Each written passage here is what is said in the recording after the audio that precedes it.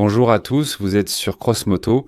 Les motos Harley-Davidson sont sans doute connues de tous, et les Harley ont certaines caractéristiques distinctives, comme le moteur en V qui a été installé sur la grande majorité des modèles de motos de la société américaine tout au long de son histoire.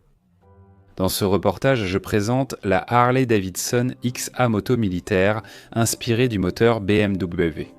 Bonne séance.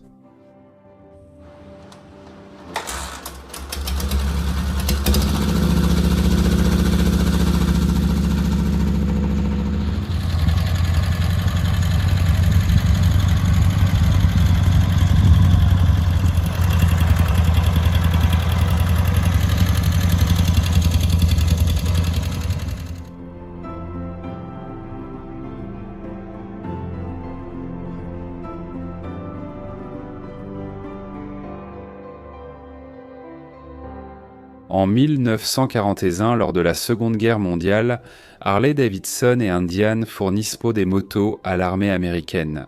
Le premier modèle est la WLA avec un V de 750 cm3.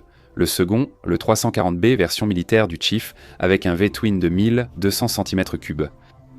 Remarquez que ces deux motos ont une transmission par chaîne sur la roue arrière, et dans l'ensemble, la chaîne remplit la plupart du temps très bien sa fonction. Cependant, pour certains théâtres d'opération, en particulier en Afrique du Nord, les Américains avaient besoin d'une moto complètement différente. Les hauts gradés des forces armées américaines étaient certainement informés de l'utilisation réussie des motos lourdes par les Allemands lors des opérations militaires, ainsi que des particularités de leur conception. En 1941, Harley-Davidson, Davidson et Indian ont été chargés de développer une moto similaire. La condition était d'avoir une transmission par arbre, un refroidissement moteur plus efficace que les V-twin existants et une garde au sol élevée. Le fruit de ce travail chez Indian fut le modèle 841 avec un moteur en V à 90 degrés monté longitudinalement dans le cadre. Jean Novak, ingénieur concepteur chez Harley-Davidson, s'intéressait aux conceptions fiables des motos BMW. Au début de la Seconde Guerre mondiale, BMW fournissait au Wehrmacht le modèle de moto lourde R71 qui s'est parfaitement illustré, que ce soit sur le terrain accidenté du front de l'Est ou dans le désert africain. Sous forte contrainte de temps, Jean Novak a choisi de reprendre chez BMW le groupe motopropulseur fiable, la transmission et la transmission par arbre à la roue arrière. Des R71 capturés sont arrivés à l'usine. Les ingénieurs de Harley-Davidson ont vite converti les dimensions en pouces et lancé la fabrication en métal. La lourde moto soviétique M72 copiée de la BMW R71 deviendra plus tard la base des Oural et Dniepr. En 1942, la moto était prête. À bien des égards, cette machine se distinguait de la production typique de la société. Le moteur était un bicylindre à plat à 4 temps à soupape latérale, d'une cylindrée de 740 cm3 avec des côtes carrées, c'est-à-dire que le diamètre du cylindre était égal à la course du piston, soit 77,8 mm. Le moteur développait une puissance maximale de 23 chevaux. Pour la première fois chez Harley-Davidson, une boîte à 4 vitesses et une transmission par arbre pour la roue arrière ont été utilisées, une première et dernière dans l'histoire de la marque. La vitesse maximale que pouvait atteindre le XA était de 105 km/h. En ce qui concerne le châssis, il s'agissait d'une conception classique de Harley, légèrement adaptée et modifiée pour le nouveau moteur. À l'origine, le XA avait une fourche Springer, mais en 1943, Harley-Davidson utilisa pour la première fois une fourche télescopique à l'avant. Le réservoir de carburant était séparé en deux parties égales, pour une capacité totale de 15,4 litres 100. En termes de maniabilité, la moto a beaucoup changé par rapport à ses prédécesseurs. Le levier d'embrayage était sous la main droite, tandis que sur la WLA, il se commandait au pied.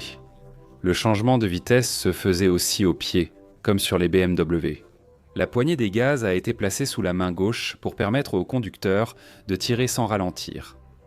Ceux qui l'ont conduit étaient enthousiastes, appréciant sa maniabilité due à son centre de gravité bas.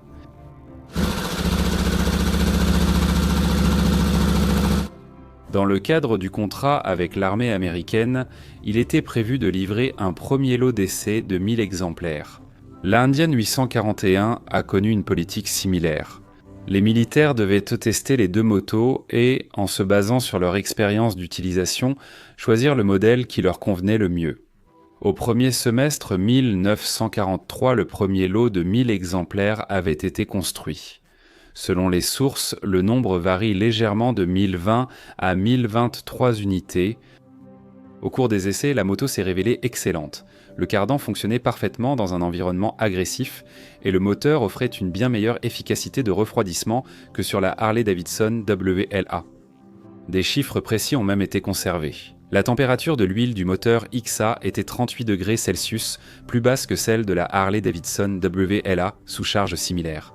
Cependant, malgré le fait que la moto était excellente, sa production n'a jamais dépassé un lot de 1000 exemplaires.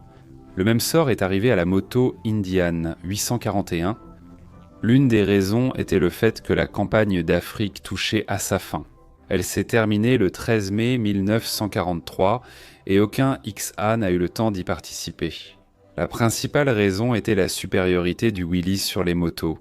Il transportait plus de soldats, de fournitures et pouvait remorquer de l'artillerie légère. Il surpassait les motos en vitesse et franchissement, étant meilleur sur tous les plans. De plus, dans le cadre de la formation des recrues, il s'est avéré plus facile d'apprendre à conduire une voiture qu'à maîtriser les subtilités de la conduite d'une moto. Et le chiffre de 600 000 exemplaires produits de ces petites voitures témoigne de leur popularité et de leur efficacité. Finalement, le département militaire achètera plusieurs milliers de WLA à Harley-Davidson. Les Valui était en moins cher et plus familier à conduire.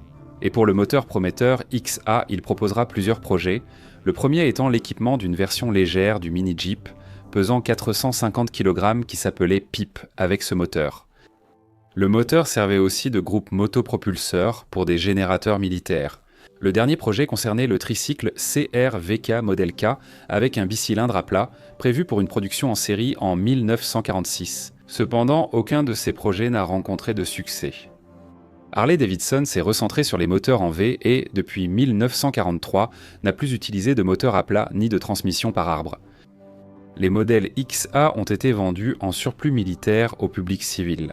Jusqu'à aujourd'hui, ou plus précisément en 2018, il restait environ 60 exemplaires entièrement fonctionnels dans le monde. Harley-Davidson, XA et quelques autres exemplaires incomplets ou non fonctionnels, telle est l'histoire du modèle militaire de moto Harley-Davidson XA. C'est ainsi que se termine mon récit. Comme d'habitude, c'était la chaîne Cross Moto avec vous. Un grand merci pour votre attention et pour votre activité sur la chaîne, et une gratitude particulière à tous ceux qui soutiennent mon travail. Vous pouvez soutenir par un don via les coordonnées indiquées. À bientôt.